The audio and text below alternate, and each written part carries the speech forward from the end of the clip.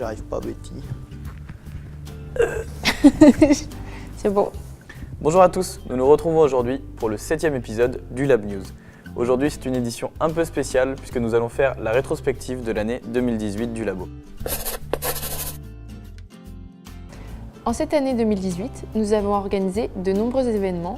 Nous pouvons notamment citer Orléans Service Jam, 2 Startup Weekend dont un thématique Apitech, un club des villages Baïséa qui a accueilli plusieurs maires des villages, Un lab party avec la présence de Marjolaine Grondin, 2 labs apéro, 4 comités partenaires, un galerie walk au Crédit Agricole, le Labo Kids, des portes ouvertes, un International Day, une table ronde sur la logistique et le transport, un option startup, Science Factor, Meet My Village, plusieurs événements internes comme les petits déjeuners, le pique-nique au labo, l'Inside Lab et Noël. sans oublier les permanences et ateliers de sensibilisation. En janvier, vous retrouverez le Before du Startup Weekend 8. Restez connectés, bientôt vous découvrirez la date de ce prochain Startup Weekend. Bonjour Mathieu, Bonjour Léo. peux-tu te présenter et nous dire un peu en quelques mots, nous parler de ta boîte Voxem? Alors je m'appelle Mathieu Langlois, j'ai rejoint Voxem en début d'année scolaire, là, en septembre. Moi je m'occupe particulièrement de la communication. L'idée de Voxem c'est assez simple, le but c'est de révolutionner le lien qu'il y a entre les auditeurs et la radio. On voit aujourd'hui que les auditeurs veulent participer davantage aux discussions, veulent partager davantage leur avis et envoyer des messages. Et on se rend compte que parfois c'est pas évident, parce que quand on est une grande radio, quand l'auditeur appelle, il a peu de chances de tomber sur le standard et tomber sur l'animateur. Et quand il envoie un SMS, pour traduire ses émotions ou pour traduire réellement ce qu'il dit, c'est plutôt compliqué. Nous, on a voulu créer une application qui permette d'améliorer ce lien-là et de faire en sorte qu'en quelques clics, l'auditeur puisse envoyer un message vocal. Et ce message vocal arrive directement au standard de la radio, à l'animateur, et il a juste à le mettre en ligne pour le diffuser à l'antenne. Et il s'est passé quelque chose d'important dernièrement pour Voxem.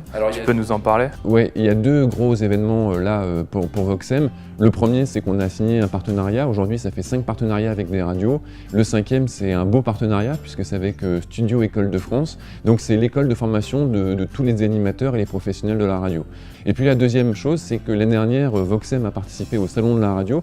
L'année dernière, on a gagné le prix de l'innovation. Et cette année, on revient sur le Salon de la radio au mois de janvier en tant que partenaire. Donc c'est une belle évolution.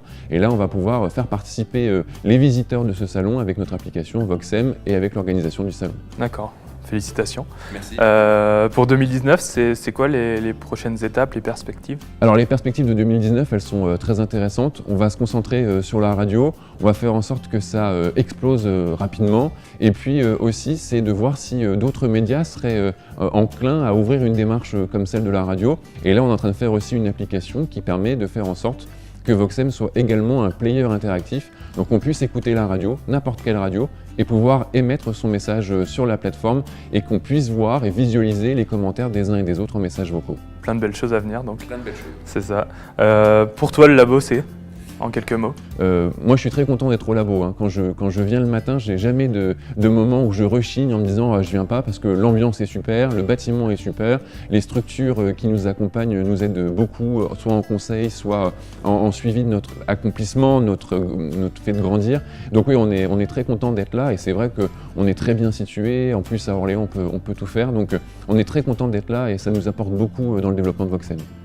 Merci beaucoup. Merci à toi.